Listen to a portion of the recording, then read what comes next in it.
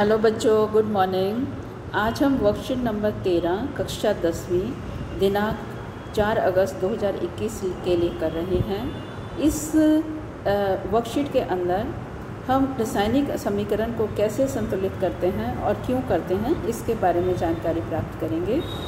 किसी भी रासायनिक समीकरण के अंदर द्रव्यमान संरक्षण के नियम के अनुसार ना तो द्रव्यमान को नष्ट किया जा सकता है और ना ही उसका निर्माण किया जा सकता है। इसका मतलब ये हुआ कि रासायनिक अभिक्रिया के अभिकारकों में जितने भी तत्व हैं उनके परमाणु संख्या और उत्पाद में जितने भी परमाणु उस तत्व के हैं वो बराबर होने चाहिए। तो इसी चीज़ को हम एक एग्जाम्पल के साथ समझते हैं। और ये जो संतुलित करना किसी भी रासायनिक अभिक्रिया को हिट एंड ट्रायल मेथड से किया जाता है। हम पहले एक समीकरण देखते हैं जिसमें जो लोहा है ऑक्सीजन के साथ अभिक्रिया करके आयरन ऑक्साइड और हाइड्रोजन बना रहा है, जो कि एक सिंपल रिएक्शन है। अब हम देखते हैं कि इसमें जो अभिकारक कौन कौन से हैं। अभिकारक के हैं आयरन, हाइड्रोजन और ऑक्सीजन। तो हम उनके देखते हैं कि कितने परमाणु संख्या कितनी है। आयरन की 1, 2 और 1। अब इसी तरह जो उत्पाद हैं उसमें आयरन, ऑक्सीजन और हाइड्रोजन की संख्या देखते हैं कितनी है। तो वो हाइड्रोजन, इनकी संख्या आयरन 3, हाइड्रोजन बराबर हैं और ऑक्सीजन 4 है। तो नेक्स्ट स्टेप में हम देखेंगे कि अगर ऑक्सीजन को बैलेंस करना है तो हमें कहीं इसे 4 से गुना करना होगा। अगर इसे बैलेंस करना है तो हमें इसे 3 से गुना करनी होगी। तो नेक्स्ट स्टेप में हम देखते हैं कि इसको ऑक्सीजन को बैलेंस करने के लिए हम इसे 4 से गुना करते हैं, क्योंकि यहाँ पे ऑक्सीजन आपकी 4 है। तो ये पहला स्टेप आपका, ये स्टेप बैलेंसिंग का ठीक हो गया। ऑक्सीजन आपकी 4 बराबर है, लेकिन हाइड्रोजन आपकी यहाँ पे 2 है और यहाँ पे 8 है। तो इसको हम बैलेंस करेंगे नेक्स्ट स्टेप में। आयरन अभी यहाँ पे 3 है। तो पहले स्टेप में हम आयरन को यहाँ पे बैलेंस कर लेते हैं। आयरन को 3 से गुना कर दिया और हाइड्रोजन को बैलेंस करने के लिए यहाँ पे हमने इसको 4 से गुना कर दिया। तो इसका मतलब आपके आयरन 3 हो गए, 8 हाइड्रोजन और 4 ऑक्सीजन आपके बैलेंस हो जाते हैं। तो नेक्स्ट स्टेप में हम करते हैं कि इनकी अवस्थाएं लिख देते हैं कि कोई भी चीज़, जो भी आपके अभिकारक और उत्पाद हैं उनकी भौतिक अवस्था क्या है। अगर वो सॉलिड है तो S लिखेंगे, द्रव्य है तो L लिखेंगे, गैसीय अवस्था के लिए G और जलीय विलयन के लिए एक्वस सॉल्यूशन लिखेंगे। उसके बाद लास्ट स्टेप आता है कि अगर वो जो अभिक्रिया है किसी खास तापमान या दाब पे या उत्प्रेरक की प्रेजेंस में हो रही है तो वो आप एरो जो होता है उसके ऊपर लिखेंगे। तो इस तरह एक पूरी संतुलित समीकरण आप लिख सकते हैं। अब आते हैं हम प्रश्नों पे। पहला प्रश्न है, किस नियम का ध्यान रखकर रासायनिक समीकरण संतुलित किया जाता है, उस नियम को परिभाषित करें। तो ये आप जो हमने शुरू में किया था,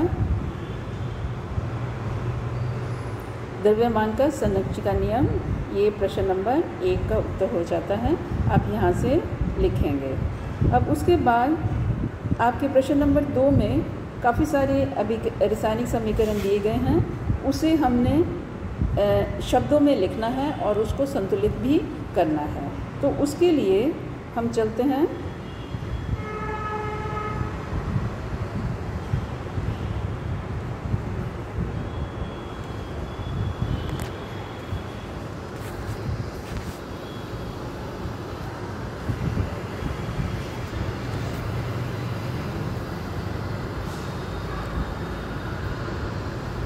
नेक्स्ट पेज पे, जिसमें पहली समीकरण हम देख रहे हैं, जिसमें जिंक जो है सिल्वर नाइट्रेट के साथ रिएक्ट करके जिंक नाइट्रेट और सिल्वर बना रहा है। तो आप देखेंगे जिंक 1 है, यहाँ पे 1 है, नाइट्रेट 1 है तो 1 है, सिल्वर सब बैलेंस है। ये अपने आप में संतुलित है। आपने सिर्फ इनकी अवस्थाएं लिखनी है यहाँ पे ये सॉलिड है, एक्वस, एक्वस और सिल्वर सॉलिड है। सेकंड है कि potassium iodide KI reacts with lead nitrate, और उससे बनता क्या है, पोटाशियम नाइट्रेट और लेड आयोडाइड। तो आप देखेंगे कि ये सब बराबर हैं, पोटाशियम एक है, नाइट्रेट एक है, लेड एक है, तो इधर भी एक है और I भी एक है। ये बैलेंस्ड है, आपने इनकी अवस्थाएं लिख देनी हैं, तो ये आपकी संतुलित रिएक्शन हो जाती है।